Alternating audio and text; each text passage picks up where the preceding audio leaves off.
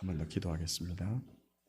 고마우신 하나님, 우리에게 믿음을 주어서 주 앞에 나오도록 이끌어 주시고 인도하신 이 밤에도 하나님의 말씀으로 주께서 주신 믿음, 주께서 주신 복음 잘 지키고 우리 주님께서 내게 원하시는 바를 깨달아 주 앞에 열심을 내고 다시 일어나는 복된 삶으로 저희들을 이끌어 주옵소서. 주님, 말씀해 주십시오. 그 말씀 붙들고 기도하고 힘을 얻어 다시 주께로 나아가겠습니다. 예수님의 이름으로 기도합니다. 아멘.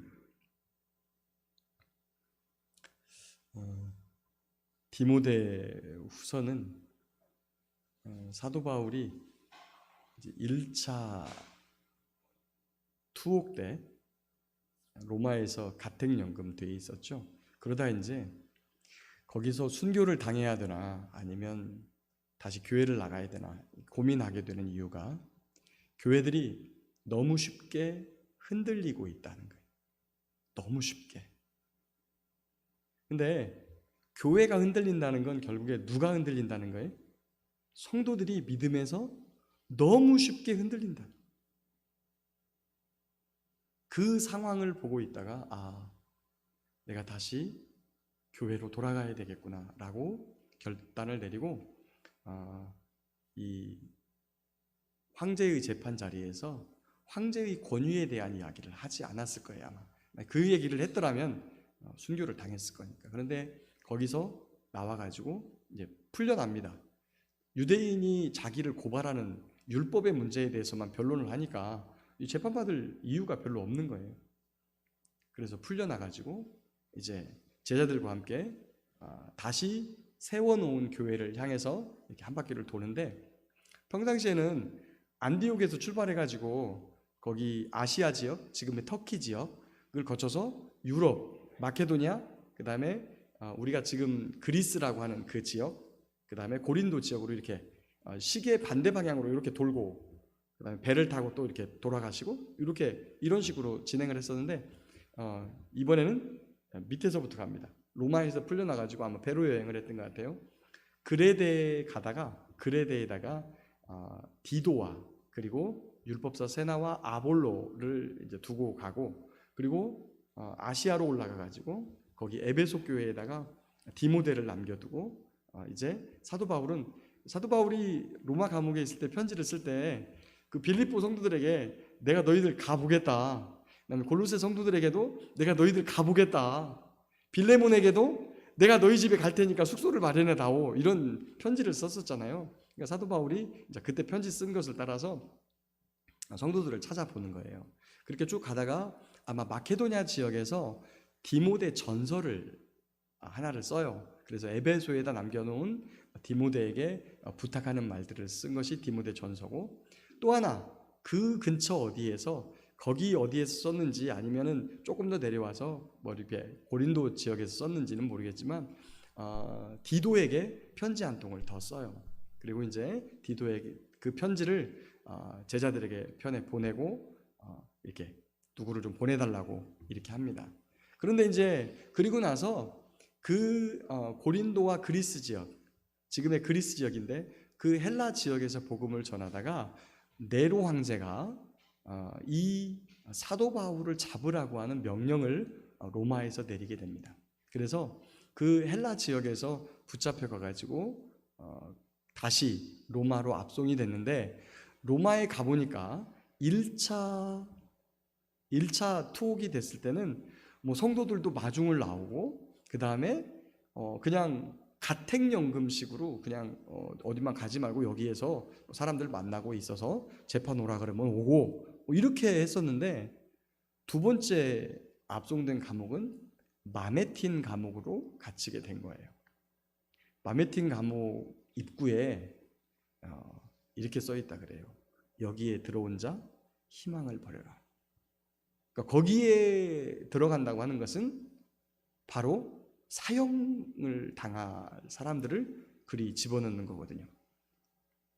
거의 뭐 빛도 들어오지 않는 지하 감옥 속에 갇히게 됩니다. 사도 바울이 그 감옥에 갇히면서 본인의 순교를 직감해요. 순교를 직감하고 디모데에게 편지 한 통을 써서 보내는 사도 바울의 마지막 행적과 이야기가 담겨 있는 이 편지가 디모데 후서입니다. 오늘 이제 디모데 후서부터 오늘 저녁부터 살펴보면 아마 이번 주 새벽 기도까지 이렇게 쭉 살펴볼 것 같은데, 이 말씀이 그래서 사도 바울의 유언과 같은 말씀이고요. 사도 바울이 내가 죽기 전에 가장 보고 싶었던 사람, 보고 싶은 한 사람, 바로 디모데에게 편지를 쓰는 거죠. 디모데는 오늘 이 편지를 보니까 디모데는 외조모 그리고 엄마의 믿음을 가지고 있다라고 거기 되어 있습니다. 5절에 보니까 내 속에 있는 이 거짓 없는 믿음은 외조모 로이스와 내 어머니 유니게 속에 있더니 내 속에도 있는 줄을 확신하노라. 자, 오늘 설교 제목이 뭐죠? 오늘 설교 제목이 아름다운 것을 지키라예요. 첫 번째 따라서 합니다. 거짓 없는 믿음을 지킵시다. 저와 여러분들이 처음 신앙생활 할 때 가지고 있었던 그 믿음을 한번 돌이켜서 생각해 보십시오. 어떤 믿음을 가지고 있었는지. 아주 순수하고 열정적이었던, 그게 나이를 믿어서 예수를 믿었던 아니면 젊어서 어려서 믿었던지 상관없이 처음 예수 믿을 때의 마음은 정말 거짓 없는 믿음을 가지고 있었어요. 근데 그 믿음들이 시간이 지나가면서 조금씩 바뀌죠. 우리나라 말에 어떤 말이 있냐면 용두삼이란 말이죠. 용두삼. 시작할 때는 용머리 같은데 끝날 때 보니까 뱀꼴이에요.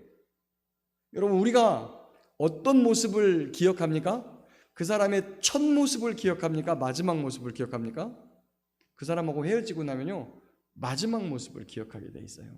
그래서 저와 여러분들이 마지막을 어떻게 하느냐가 굉장히 중요해요. 제가 참 안타까운 일이 있습니다. 안타까운 일이 있는데, 여기서 믿음 생활을 하다가 떠나가실 때, 여러분, 여러 가지 이유로 교회를 떠날 수 있습니다. 여러 가지 이유로. 본인이 내가 대덕교회에 안 맞는다고 생각해서 떠날 수도 있어요. 아니면 환경과 여건 때문에 떠날 수도 있고요. 그러면 여러분, 왜 그렇게 못합니까? 물론 누군가가 떠난다고 그랬을 때 그냥 놔주고 싶은 마음은 없죠. 이유를 알고 싶고 그러지 않았으면 좋겠고. 그런데 참 안타까운 게 여러 가지 환경과 여건, 그 다음에 사정이 있어서 교회를 떠나야 되겠다라고 하는 생각이 있으면 그동안에 같이 성도들하고 나눈 정이 있잖아요. 사랑하고 또 얼마나 같이 울고 웃고 했던 시간들이 있어요. 그러면 마지막으로 성도들에게 정중하게 인사를 하고 사정이 피치 못해서 내가 떠나게 됐습니다. 그렇게 할 수 없는 겁니까? 교회에서? 그렇게 하면 안 되나요? 정말 오랫동안 교회에서 어른들을 섬기고 구역장으로 섬겨주신 분이 아무 말 없이 그냥 연락을 다 끊고, 어른들이 너무 서운해하세요. 저는 물론이거니와 어른들이 너무 서운해하세요.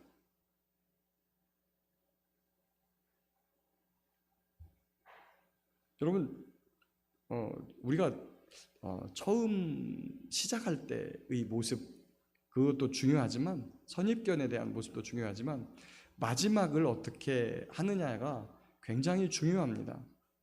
그래서 저와 여러분들이 믿음 생활을 처음 시작할 때는 굉장히 순수하고 진실하고 거짓 없이 했는데, 마지막에 우리의 삶의 모습이 어떤 모습을 가져야 되는지, 어떤 믿음의 모습을 가져야 되는지를 우리가 늘 생각해야 돼요. 처음에 조금 못했어도 나중에 신실한 믿음을 가지고 있으면 되는 거예요. 근데 처음에 진실하고 신실한 모습으로 시작했는데 마지막은 저 사람이 믿는 사람이야, 안 믿는 사람이야, 이렇게 되면 곤란한 거죠. 저와 여러분들은 마지막까지 이 하나님께서 우리에게 주신 이 아름다운 믿음, 거짓 없는 믿음, 진실한 믿음을 잘 간직할 수 있기를 예수님의 이름으로 축복합니다. 두 번째, 13절에 보면 너는 그리스도 예수 안에 있는 믿음과 사랑으로서 내게 들은 바 바른 말을 본받아 지키고. 하나님께서 우리에게 주신 말씀을 지키는 거, 이거는 너무 중요합니다. 지킨다고 하는 거에는 두 가지 의미가 있어요. 첫 번째, 내가 그 말씀을 그대로 따라하는 것, 준행이라고 하죠. 준행.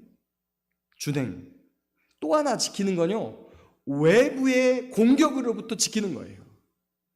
여러분, 하나님의 말씀을 가지고 있는 사람은 반드시 마귀로부터 공격을 당합니다.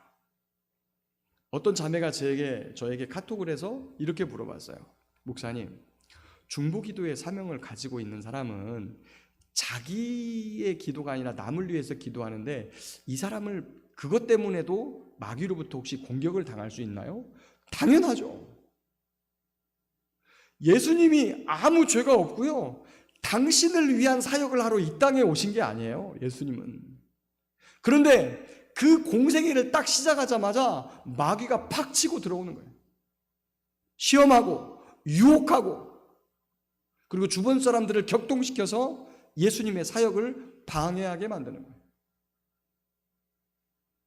그럴 때도 우리는 지켜나가야 돼요. 우리 안에서 하나님의 말씀을 어기려고 하는 욕구가 이 안에서 생겨나가는 것도, 이것도 우리가 막고 하나님의 말씀을 준행해야 되지만, 외부로부터 오는 공격에서부터 우리를 보호하고 또한 우리의 가정을 보호하고 우리의 교회를 지켜야 되는, 우리에게 주신 그 아름다운 하나님의 말씀을 지켜야 되는 명령이 우리에게 주어졌어요. 아담이 뭘 못했냐? 그걸 못한 거예요. 그걸 못했어요. 오히려 그 아내의 말을 듣고 하나님의 말씀을 어기는 쪽, 버리는 쪽으로 가게 됐죠. 그게 하나님의 말씀을 첫 번째는 준행하지 못했고, 두 번째는 하나님이 주신 가정과 그 다음에 에덴 동산을 지키지 못했던 거예요. 그래서 둘 다 무너져요. 에덴 동산에서 쫓겨나고, 가정도 그 안에 그때부터 뭐가 생깁니까? 남편은 너를 원하고, 그 원하고가 뭐예요? 다스리고,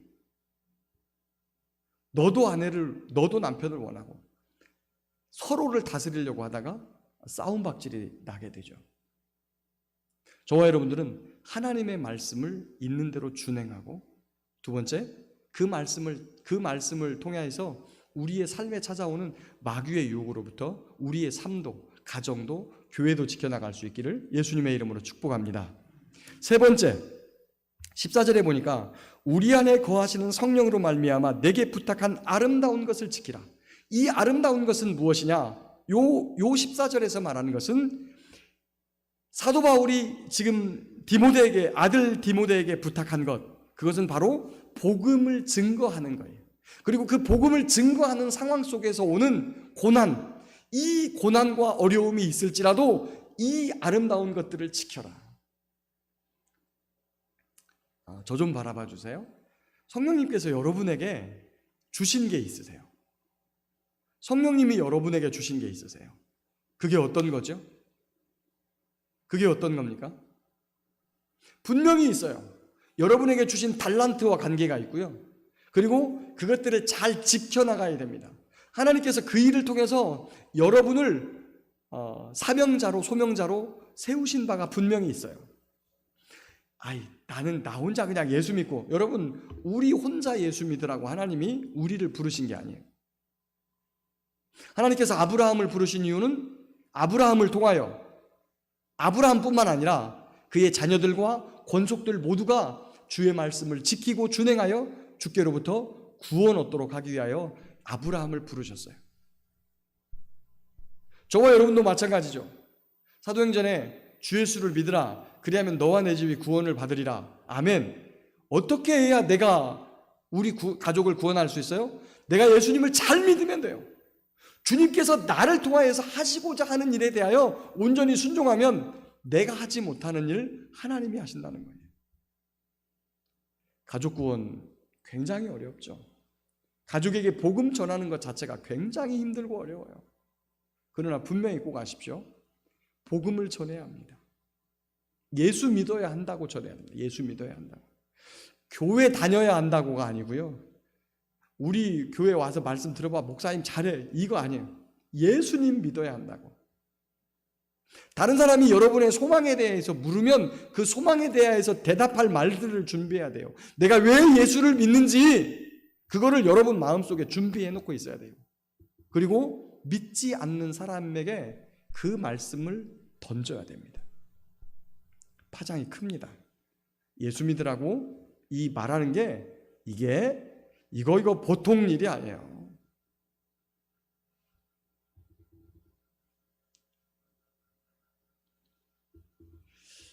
놀라운 여러분도 다 아는 이야기인데 저희 교회 권사님 한 분이 계세요. 남편은 집사님이시고 부모님을 예수 믿게 하고 싶은데 어떻게 못하니까 주변 목사님들한테 다 부탁을 했어요. 근데 그 목사님들이 어떻게 와서 뭐 복음을 전해줄까? 근데 저한테까지 와서도 고민을 말씀하시더라고요. 제가 뭐라고 그랬게요? 그 목사님한테 부탁하라고 그랬게요? 그렇게 말하지 않았어요. 권사님이 하셔야 됩니다. 권사님이. 그 말을 듣고 갈 때 굉장히 무겁더래요. 아니, 목사님이 이렇게밖에 말을 안 해주나? 답답하기도 하고. 너무 무겁고, 근데 갔는데, 부모님 앞에 갔는데, 그 말이 무거운 짐으로 오는 거예요. 내가 뭐라고 말해야 되나? 근데 결국에 기도 중에 입을 뗐어요. 입을 뗐어요. 한 번 전하고, 두 번 전하고, 세 번 전하고. 놀랍게도 몇 번 전하지 않았는데, 예수 믿어야 된다고 몇 번 말하지 않았는데 어떻게 해야 되냐고 물으시더래요. 그래서 그 다음에는 목사님을 모셔다가 복음을 전하고 예배를 드렸어요. 그랬더니 그 예배 자리에서 펑펑 우시더랍니다. 누굴까요? 그분이? 박병원 집사님 어머니세요. 그렇게 예수 믿고 돌아가신 거예요, 그분이. 그리고 아버님은 지금 살아계시는데 지금 예수님 믿고 계시고. 그래서 지금 그 아버님 때문에 주일날도 가끔 가다가 거기 가서 예배 드리느라고 여기 안 오고 올라가시고 그러세요. 뭐라고 안 해요, 그런 것들은. 그러니까 부모님 이제 막 걸음마 시작하신 분들 믿음 잘 키워가지고 천국 보내드려야 되기 때문에 저희가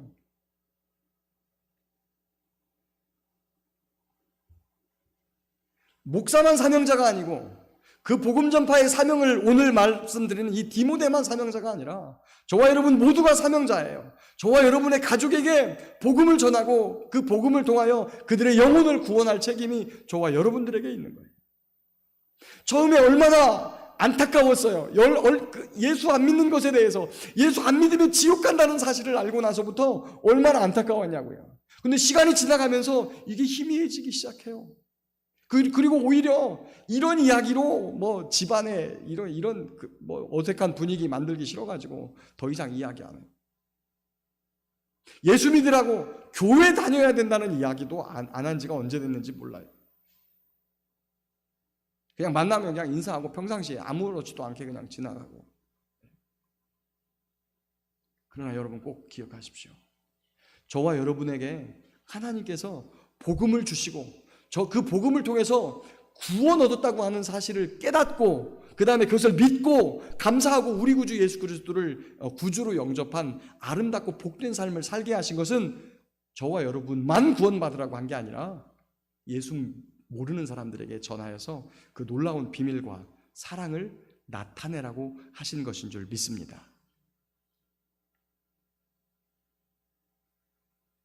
저와 여러분에게도 성령을 통하여 이 아름다운 사명이 있어요. 그 사명들을 잘 지켜나갈 수 있기를 예수님의 이름으로 축복합니다. 자, 3가지 이야기했어요. 첫 번째, 거짓 없는 믿음을 지켜야 된다. 두 번째, 하나님의 말씀을 지켜야 된다. 세 번째, 성령을 통해서 우리에게 주신 사명을 지켜야 된다. 여기에서 떠나면 복음에서 떠나는 것이고 말씀에서 떠나는 것이고 그리스도의 십자가를 벗어던지는 것이에요. 거기 뒤에 보니까 아시아에 있는 모든 사람이 나를 버린 이 일을 내가 안 하니 그 중에는 부겔로와 허무게네도 있더라. 여러분, 이분들이 누굽니까? 단순히 사도 바울을 버린 사람이 아니라 하나님의 말씀을 버리고 세상으로 돌아간 사람들의 명단이죠. 그러나 그 뒤에 오네시보로라고 하는 그분들은 오히려 더 긍휼과 자비를 가지고 이 고난을 당하고 있는 사도 바울을 더 가까이 찾아온 사람들이라는 거죠. 어려운 때입니다. 오늘 우리 집사님께서 기도하시면서도 이 어려운 때에 코로나 전염병으로 말미암아 우리의 믿음이 위협당하고 있는 시대에 저와 여러분들이 살고 있어요. 세상 사람들이 다 어렵다고 하는 이때지만 저와 여러분들은 주님께서 우리에게 주신 아름다운 이 세 가지를 잘 지킴으로 말미암아 더욱더 강하여지고 믿음에서 승리하는 저와 여러분들 되시기를 예수님의 이름으로 축복합니다. 아멘. 아까